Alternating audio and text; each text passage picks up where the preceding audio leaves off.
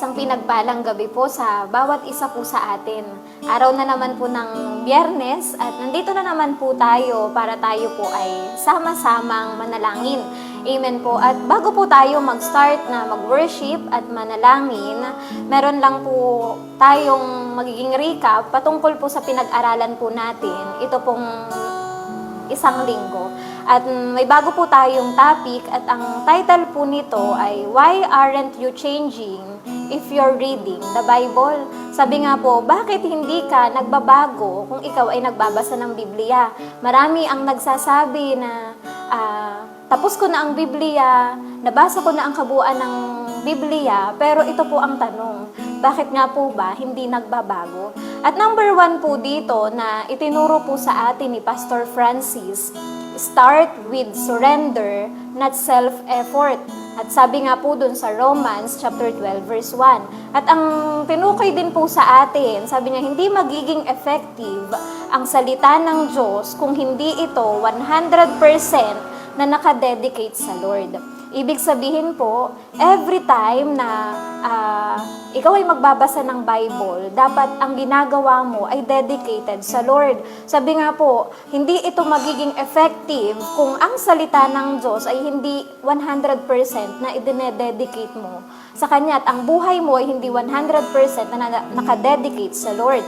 At kapag ang pagbabago po ay self-effort, ang sabi nga po ni Pastor Francis sa atin, mapapagod ka lang. Kung aasa ka doon sa sarili mong lakas, nakakapagod. Amen po. Kaya nga pong sinasabi dito, start with surrender, not self-effort. At biblical change begins by yielding your life to God, not trying hard on your own strength. Ibig sabihin po, hindi ka nakaasa doon sa sarili mong lakas. Hindi ka nakaasa doon sa sarili mo, kundi ang sabi niya dito, ang biblical na pagbabago ay doon nakatuon, sabi nga po doon sa Diyos. Amen po. At ang sabi nga po niya dito, maganda ang kaparaanan ng Diyos sa atin.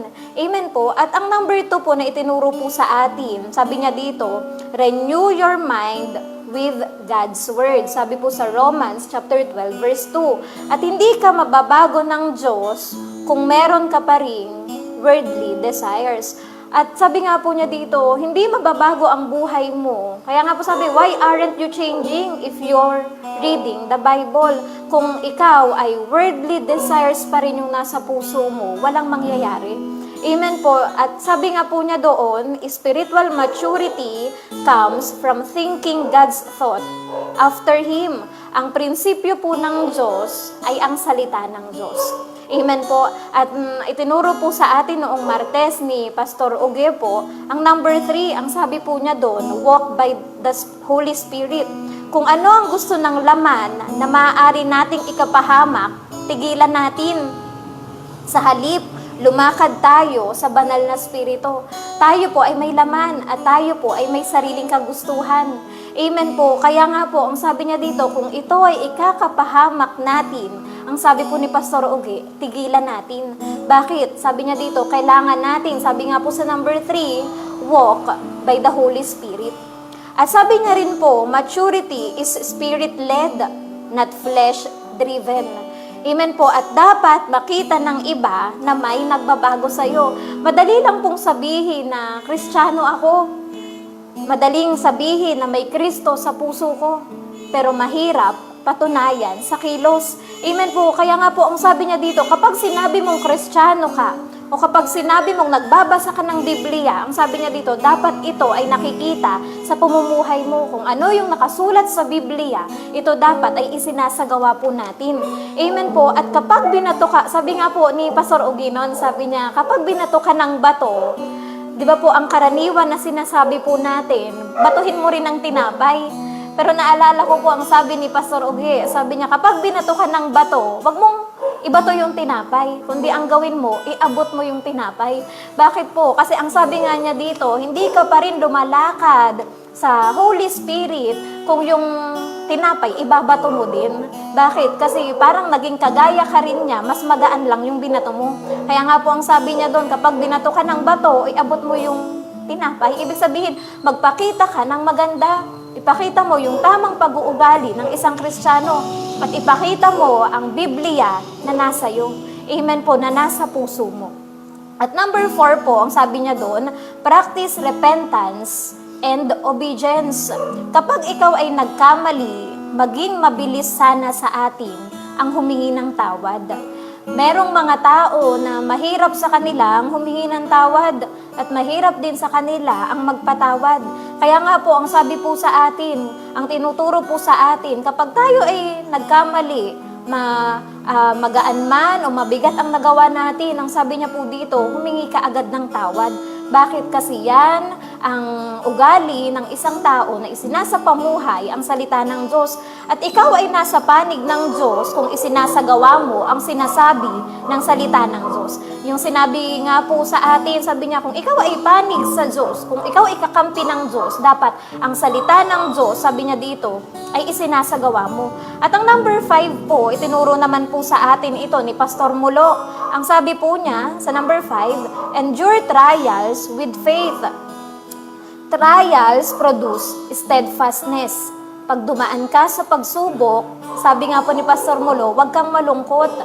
Di ba nga po, ang tinuturo po sa atin ni Pastor Boy, kailangan, yung sinabi po ni Pastor Boy sa atin nung anniversary, ang sabi niya, in order na lumago ka, sabi niya, kailangan mo talagang dumaan sa problema at kailangan mong dumaan sa pagsubok. Kaya nga po, ang sabi dito sa number 5, endure trials ng merong pananampalataya. Pag dumaan ka sa pagsubok, huwag kang malungkot, bagkus umasa ka sa Diyos. Amen po. At kapag dumadaan ka sa pagsubok, tanungin mo ang Diyos kung ano pa ang itinuturo niya sa atin. Kasi for sure, meron pong palaging ituturo ang Diyos sa bawat pinagdadaanan po natin. At ang number 6 po dito, ang sabi po niya, grow in love and humility. Kapag marunong kang magmahal, nagmamature ka na. Amen po. At ang karakter ng ama ay dapat namamana ng anak. Sabi nga po niya dito, lumalago ang pag-ibig. Ang Diyos po ay pag-ibig. Amen po. At ang Diyos ay tatay natin. At ang ugali ng tatay natin ay dapat namamana natin. At ang sabi niya dito, dapat tayo ay lumalago sa pag-ibig. Amen po. Kapag mataas ka, kalaban mo ang Diyos. Ibig sabihin, nandun dapat sa atin yung humble ka lang. Yung merong humility sa puso po natin. At sa patuloy na pag-aaral ng salita ng Diyos, sabi niya, nababago ka nito. Amen po. Kaya nga po, sabi niya dito, why aren't you changing if you are reading the Bible? Bakit? Kasi hindi mo isinasapamuhay ang salita ng Diyos. At number 7, itinuro naman po ni Pastora Ruth sa atin po kahapon. Sabi niya dito, stay connected to the body of Christ. Growth is not meant to happen alone. Sabi po doon sa Proverbs chapter 27 verse 17, kung gusto mo mag-grow, kailangan may pagsubok. Kapag walang sumisita sa blind spots mo, hindi maitatama kasi hindi ka connected sa body of Christ. Ito po yung kahalagahan na, sabi nga niya dito, connected ka sa simbahan at connected ka sa body of Christ. Bakit? Kasi sabi nga po ni Pastora Ruth, kapag hindi ka connected, kapag walang sumisita sa'yo, hindi mo makikita yung blind spots mo at hindi ito matatama. Amen po. At kailangan natin, aminin po natin na ang bawat isa po sa atin ay nangangailangan ng fellowship. Amen po. At kung nag-iisa ka lang, mawawala yung apoy mo. Amen po. So, kailangan mong dumikit sa mga nagbabaga para magpatuloy din yung baga mo, para magpatuloy din yung apoy mo. Amen po. At if you want to continue the process of growing, then it requires connection. Amen po. At sa number 8 po na itinuro po sa atin, sabi niya po dito, keep your eyes on Christ, not yourself. Maturity is becoming more like Jesus. Dapat may nakikitang transformation sa atin at sa pagbabasa po natin ng Bible. Tayo ay anak ng Diyos at may rema ang Diyos para sa atin. At ang rema pong ito ay makikita sa salita po ng Diyos. Sabi nga po, why aren't you changing if you are reading the Bible? Bible is not just read. It should be practiced. Amen po, hindi lang ito paramihan ng nabasa. Hindi lang ito paramihan ng version ng Bible na natapos, kundi ang sabi po dito, doon sa mga binasa mo, alin doon ang naisagawa mo. Amen po. At patuloy kang lalago kung ang salita ng Diyos na binasa mo ay isinasabuhay mo at makikita mo ang pagbabago. Amen po. At ito po si Pastora Des. Amen po. So, praise the Lord po sa mga bagay na itinuturo po sa atin ng Panginoon. At ngayon po, minsan pa tayo po ay mananalangin. Pero bago po yun, makipagbukasan po sa dito po sa Ezekiel chapter 22 verse 30. So, sinasabi po sa atin ng verse po na ito, sabi po dito, "And I sought for a man among them who will build up the wall and stand in the breach before me, for the land that I should not destroy it, but I found none." Dito po sa MBB translation, ang sabi po dito, ang Diyos ay, sabi niya, naghahanap ako ng tao na magbibuild. Sabi niya na magtatayo ng pader para humarang bago bumagsak yung judgment niya dun sa lugar. Doon sabi ng Diyos doon, wala siyang nakita. Amen po. At ang tinutukoy po dito sa atin ng Panginoon, dito po sa aklat ng Ezekiel, ang Diyos po ay naghahanap ng mga taong mananalangin. Amen po, siya ay naghahanap ng mga Kristiyanong tutugon sa ministeryo po ng pananalangin. Amen po, bakit kasi hindi po gusto ng Panginoon na ang tao po ay mapahamak sa kasalanan, na mangyari ang mga pangit na sitwasyon sa buhay ng mga tao, mangyari yung hindi magagandang sakuna sa isang bansa, pero kung hindi mananalangin ng mga Kristiyano, kung walang haharang, amen po, sa mga bagay na to, amen, babagsak at magaganap yung mga bagay na hindi gusto ng Panginoon na mangyari. Amen po. Ulitin ko po, ang Diyos ay naghahanap ng mga taong tutugon sa ministeryo ng pananalangin upang maganap ang kalooban ng Diyos dito sa lupa. And hindi po lahat ng mga bagay na nangyayari dito sa mundo ay kalooban ng Diyos. Amen po, hindi gusto ng Diyos, wala sa plano ng Diyos ang sakit, ang kahirapan. Amen po, ang hindi magagandang sitwasyon, wala po yun sa plano ng Panginoon. Pero nangyayari ang mga bagay na to dahil nga po sa corruption at kasalanan na naririto sa mundo. Amen po. At ang tanging makakapagpaganap sa kalooban ng Diyos, sa perpektong kagustuhan ng Panginoon, ay kung magsisimulang manalangin ang mga Kristiyano. Ang sabi po ng Mateo chapter 6 verse 10, "Dumating nawa ang iyong kaharian, masunod nawa ang iyong kalooban dito sa lupa tulad ng sa langit." Alam ko po, tayo po ay familiar dito. Ito yung time na nagpapaturo ang mga disipulo, amen, kay Jesus kung paanong manalangin. Ang sabi ni Jesus, ganito kayo manalangin. At ang isa nga po doon, ang sabi niya, ipanalangin ninyo, ipagsumamo ninyo na mangyari at masunod ang kalooban ng Diyos dito sa lupa, kung paanong nangyayari ang kalooban ng Diyos sa langit. Amen po. Kaya nga po ang langit ay isang perpektong lugar. Bakit? Kasi ang lahat ng kagustuhan at mabubuting plano, kalooban ng Diyos ay nagaganap doon. Pero dito sa lupa ay hindi eh. Amen po. Kaya kapag nag-start na manalangin ang mga Kristiyano, amen po, nag-i-start na makakilos ang Diyos at magawa ng Panginoon ang kanyang kalooban. Hindi makakilos ang Diyos malibang manikluhod ang mga Kristiyano. Amen po. Yan, sa bawat isa po sa atin na narito, tayo po ay kapartner ng Diyos. Amen po. Hindi po tayo yung mga Kristiyano na nakaupo lang, amen po, at naghihintay ng himala. Kundi tayo po ay may trabaho na dapat gawin. At ito po ay yung mamagitan po tayo, yung manalangin po tayo para sa pamilya natin, para sa bansa natin. Amen po. Ulitin ko po ang sabi po dito ng Ezekiel chapter 22 verse 30, ang Diyos ay naghahanap ng mga tao na mag-intercede. Amen po. At kung ngayon po, kung ang Diyos ay naghahanap, amen po, nawa po ang bawat isa po sa atin ay makita ng Diyos na willing. Amen po. Kapag may inilalagay ang Diyos sa atin na bigatin sa puso natin, dapat naroon yung pagpayag natin na manalangin. Naalala ko po yung isang kwento ni Kenneth Hagin sa isa po sa mga magazine po natin. Kung maalala po natin, may time po na may ipinakitang vision ang Diyos po kay Kenneth Hagin. At ang vision na yon, ang sabi niya doon, meron siyang nakita na tatlong malalaking palaka na parang kasing laki ng isang balyena. So imagine po natin gaano kalaki yun. Ano po, at tinanong ni Kenneth Hagin, anong ibig sabihin nito? Ano po, at ang sabi ng Diyos sa kanya, hindi yun yung unang pagkakataon na ipinakita sa kanya ang vision na to. At naalala ni Kenneth Hagin na padalawang beses na yun na ipinakita sa kanya ng Diyos. Amen po. Bakit kasi ang ibig sabihin pala ng vision na yun na magkakaroon ng problema ang bansang Amerika. At pinapakita niya kay Kenneth Hagin na dapat siyang manalangin. Amen po. At dito po sa kwento na to, ang sabi po ng Diyos kay Kenneth Hagin, nung unang beses na ipinakita to ng Diyos sa kanya, hindi ginawa ni Kenneth Hagin yung trabaho niya. Hindi siya nanalangin. Amen po. At dahilan po doon, nangyari yung mga kaguluhan at nagkaroon ng isang malaking problema. Amen po, isang malaking kaguluhan sa bansa po nila.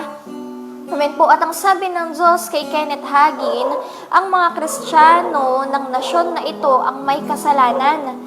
At ang Kristiyano sa bansang ito, ang siyang ituturing kong may sala. Amen? So, ibig sabihin po, tayo po ang ituturo ng Diyos na may kasalanan every time na may mangyayari hindi maganda sa bansa natin. Kasi ang ibig sabihin lang po noon, hindi tayo nanalangin o kaya ay nagkulang tayo sa panalangin. Amen po. So, tinuturuan po tayo ng Panginoon at pinapakita niya sa atin gaano kahalaga ang ministeryo po ng prayer. Amen po, na kailangan nandun sa heart natin. Amen po, yung bigatin, yung mabilis na pagtugon natin every time na tinatawag tayo ng Diyos na mag-pray.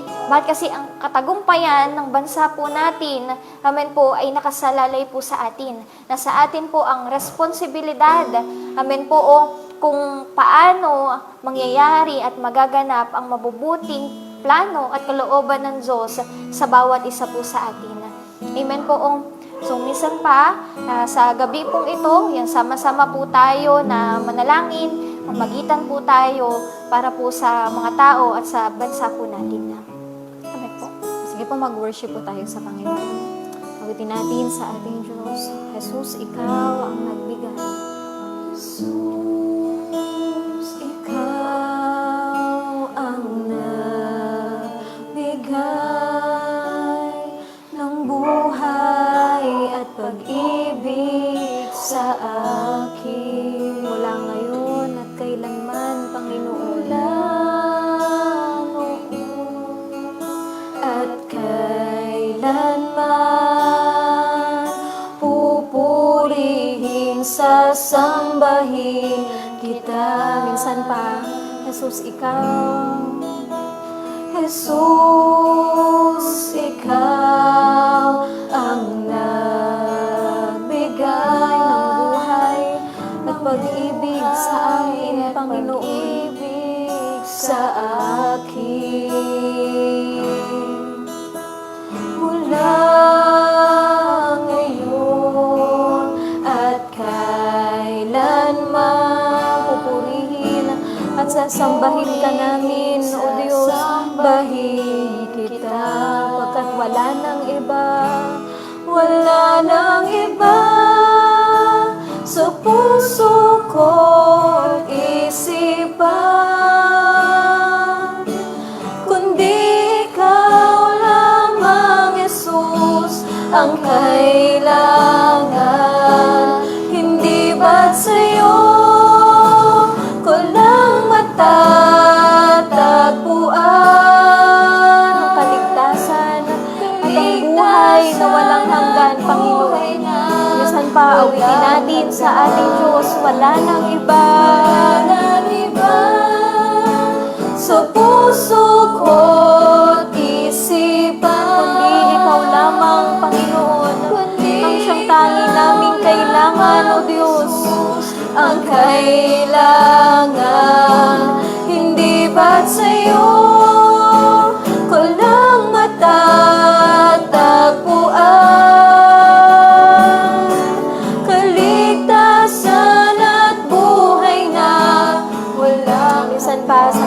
nating awitin sa Panginoon. Jesus, ikaw ang kailangan. Jesus, ang kailangan. Hindi mo kami iiwan magpakailanman, Panginoon.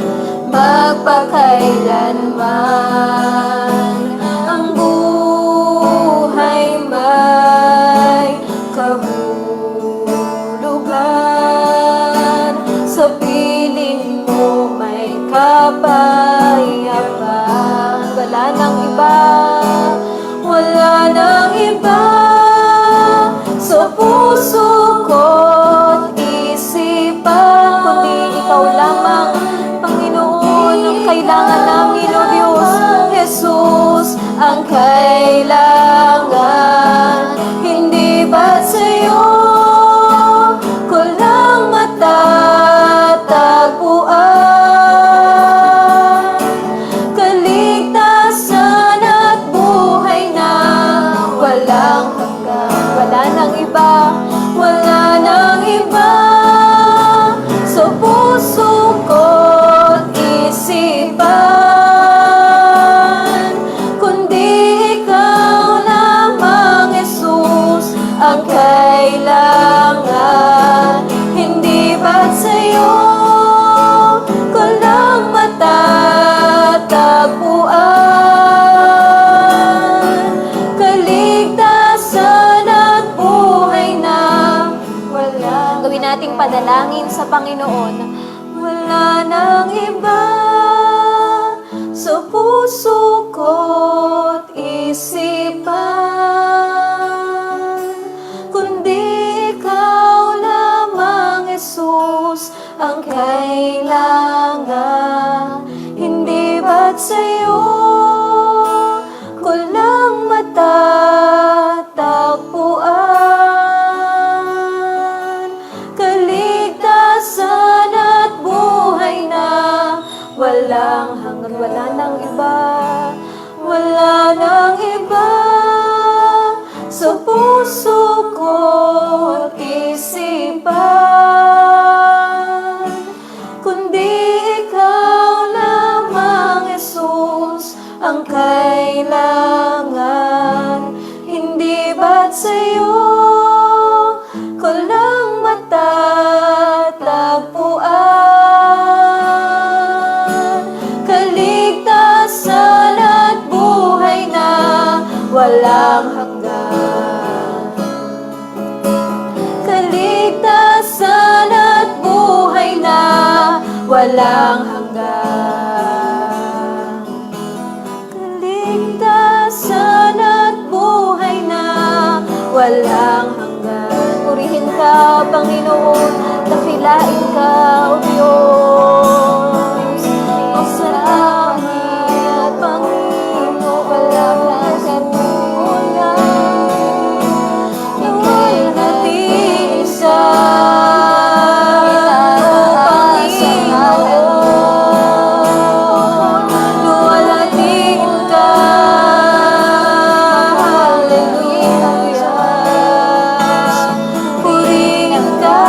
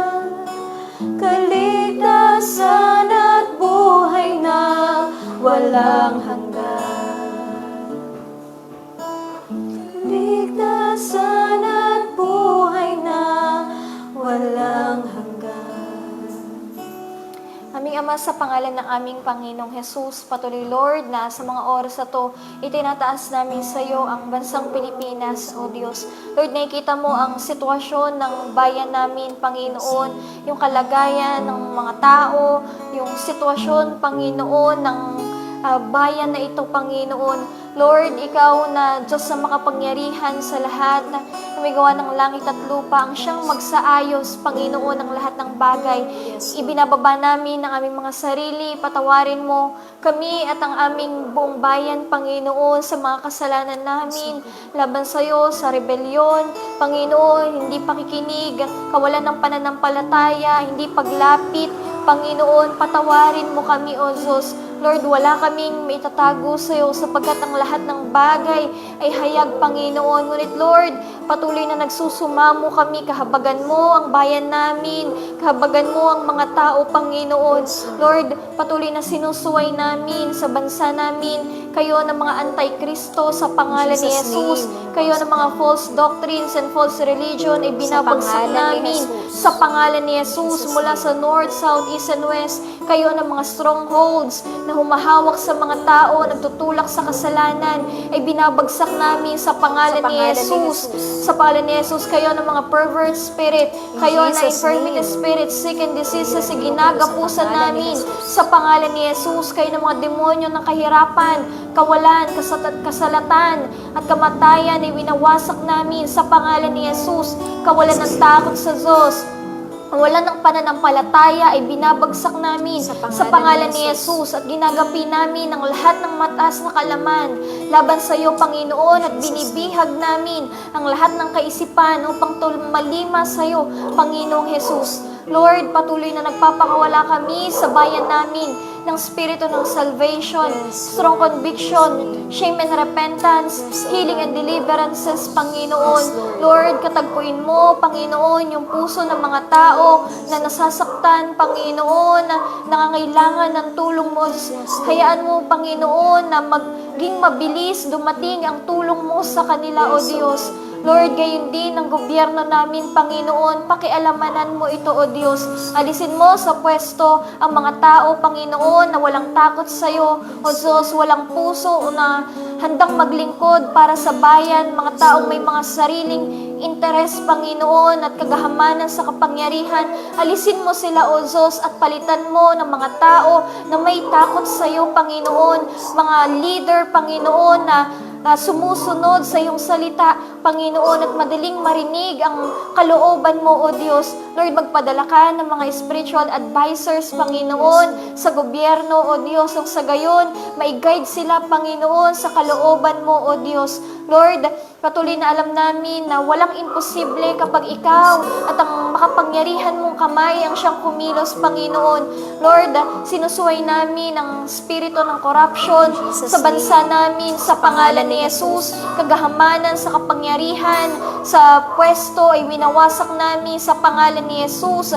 Pagkakabahabahagi sa bansa namin, sa leadership ay sinusuway namin sa pangalan ni Jesus. Panginoon, dinedeklara namin ang kalooban mong siyang maganap, Panginoon, at huwag maipasa ang mga batas, Panginoon, na hindi naaayon sa iyong salita at hindi naaayon sa moralidad na nanggagaling sa iyo, Panginoon. Hayaan mo yung bawat mga batas, Panginoon, na maipasa sa Senado, Panginoon, ay patuloy na naka-incline sa iyong mga salita, O Diyos, at naaayon sa iyong kalooban, O Diyos. Lord, patuloy na dinedeklara namin, Panginoon, ng isang bansang Kristiyano, Panginoon, isang bansa na may takot sa iyo dahil tunay nga sinabi mo sa iyong salita, mapalad ang bayan na ikaw ang Diyos at Panginoon. Kaya dinedeklara namin ang pagkapanginoon at pagkahari mo sa bansang Pilipinas sa pangalan ni Jesus. Sa pangalan ni Jesus. Lord, gayon din, Panginoon, tinataas namin sa iyo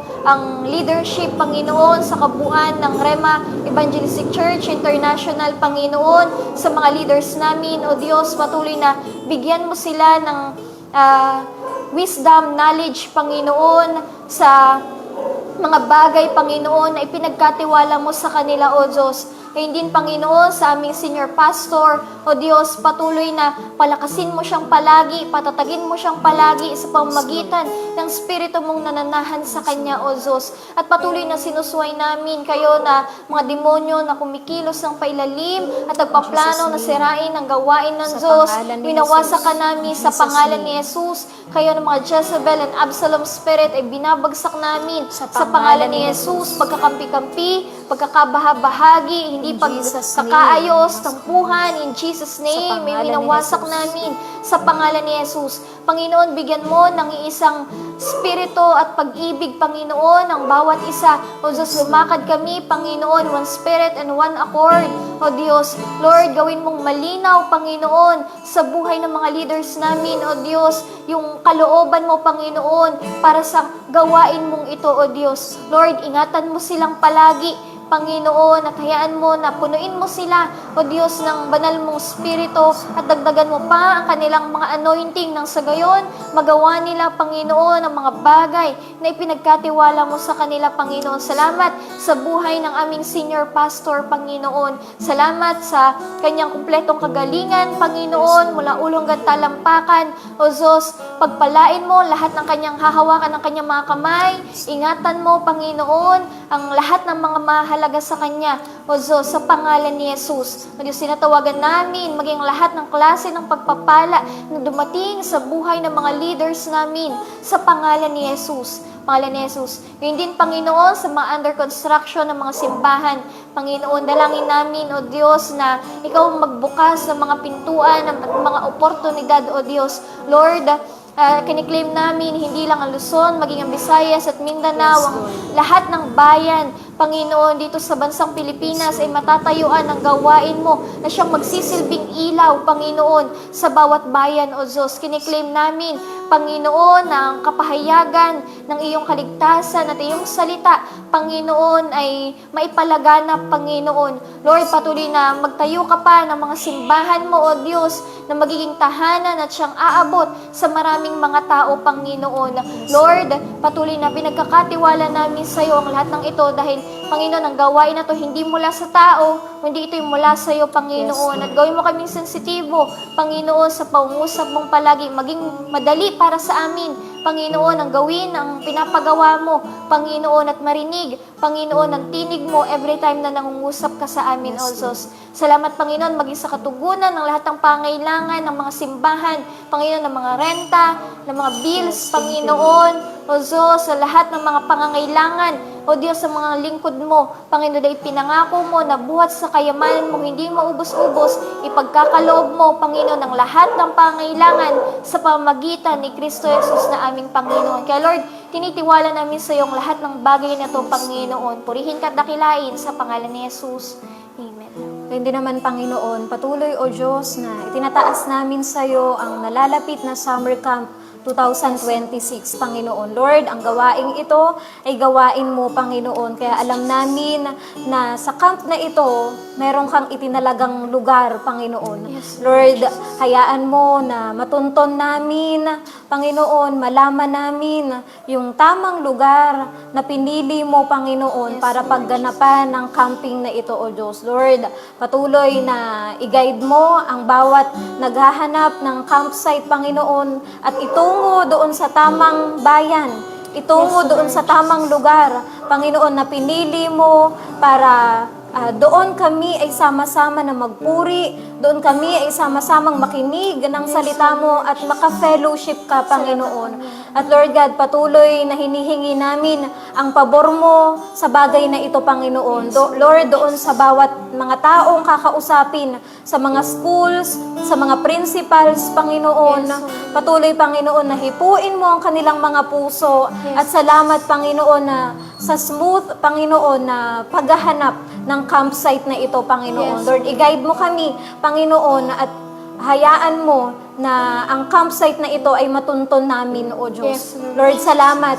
At sa pangalan ni Jesus, patuloy na sinusuway namin. Ikaw na nagbibigay ng aberya sa camping na ito ay sinusuway namin sa pangalan ni Jesus. Sa pangalan ni Jesus. Sa pangalan ni Jesus.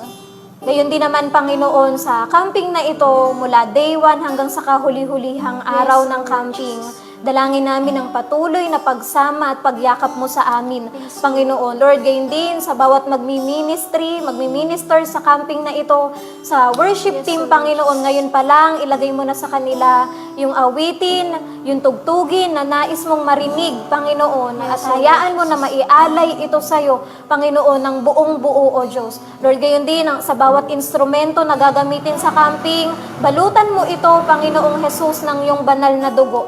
Gayon din ang bawat miyembro ng worship team, ay anoint mo sila. Salamat sa double portion of your anointing, Panginoon. Gawin mo silang daluyan ng pagpapala mo at daluyan ng anointing mo, Panginoon. At Lord God, gayon din sa bawat magtuturo sa unahan, sa aming mga pastor, at sa aming senior pastor na si Pastor Boy, Panginoon. Ilagay mo sa kanilang mga labi, Panginoon, ang mensahe mo sa kabuuan ng Rema Evangelistic Church International, Panginoon. Ikaw nga, O Diyos, ang siyang pumili ng mga tao na makakarinig at makakadalo sa camping na ito, Panginoon. Lord, gayon din, salamat. Dalangin namin, O Diyos, na sa camping na ito, maraming mga tao ang makakilala sa iyo. Salamat sa mga baguhan na madadala namin at sa mga datihan pa, Panginoon, na makakarating sa camp na ito, O Diyos. Lord, hayaan mo na ang aming mga sisidlan ay muling mapuno, Panginoon, ng iyong presensya, O Diyos. At Lord God, salamat. Hayaan mo, Panginoon, na mag-umapaw ang aming mga baso, Panginoon.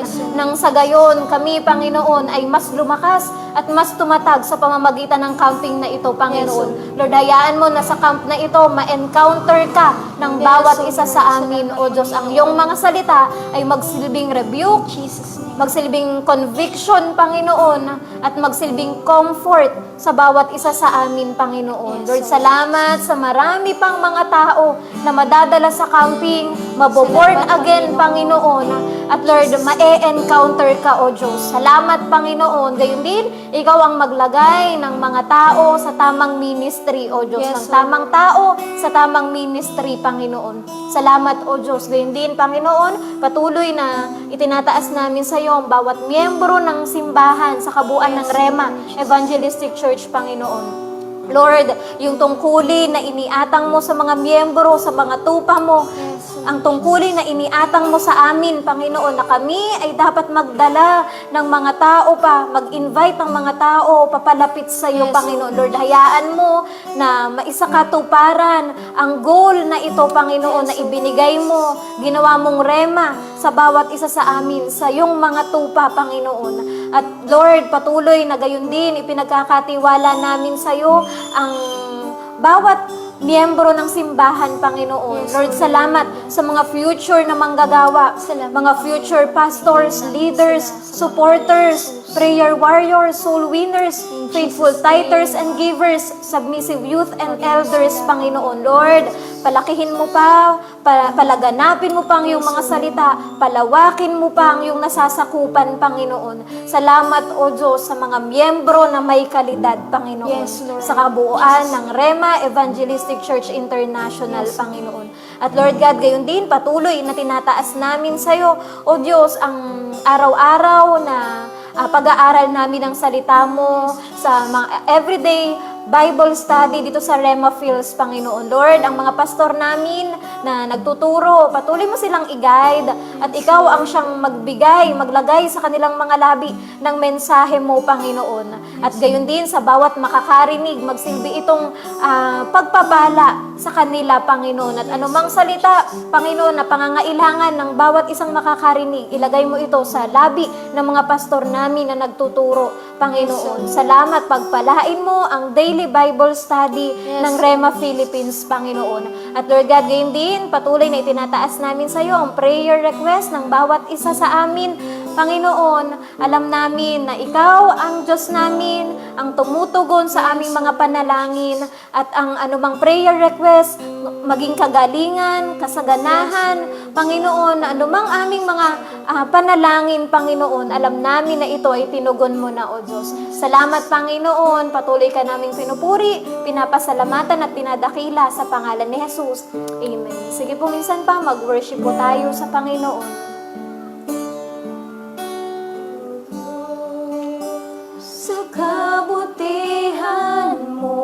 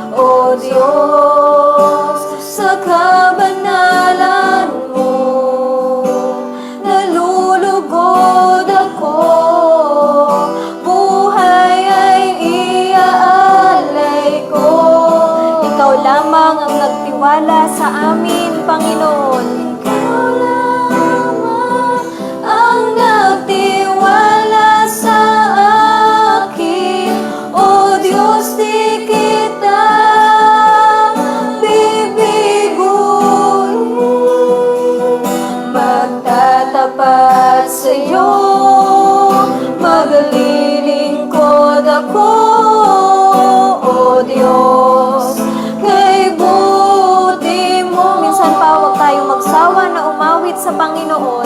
Sabihin mo, O Diyos, sa kabutihan mo. O Diyos, sa kabutihan mo, Ako'y naririto, Panginoon, upang upang kami ay magpuri at maglingkod sa iyo, aming Diyos.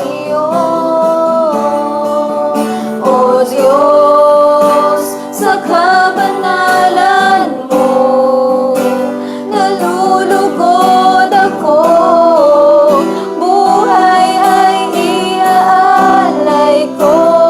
Ikaw lamang. Ikaw lamang ang nagtiwala sa akin, O Diyos, di kita bibiguin. Magtatapat sa'yo, maglilingkod ako, O Diyos, kay Gawin buti natin mo. itong panalangin sa ating Diyos. Ikaw lamang ang nagtiwala sa akin, O Diyos, di kita bibiguin. Magtatapat sa'yo, maglilingkod ako, O Diyos, kay buti mo. O Diyos, kay buti mo. O Diyos, kay buti mo. Tunay nga, Panginoon, na wala nang iba pa ang nagtiwala sa amin, kundi Ikaw lamang, Panginoon. Kaya naman, O Diyos, sa pagkakataong ito, minsan pa kami na nagpapasalamat ngayon pa lang sa pagtugon mo sa bawat panalangin namin, Panginoon. Alam namin, O Diyos, na kaya mong ibigay ang anumang dalangin ng puso namin. Basta ito ay naaayon sa iyong kalooban, Panginoon. Lord, salamat sa katugunan ng lahat ng panalangin namin, ang kabuuan ng Rema Evangelistic Church, Panginoon, ay lubos na nagpapasalamat at sumasamba sa iyo, Panginoon. Salamat sa iyo, aming Diyos, itong aming samot dalangin sa pangalan ni Jesus. Amen. Yan, magandang gabi po sa bawat isa. God bless. God bless po.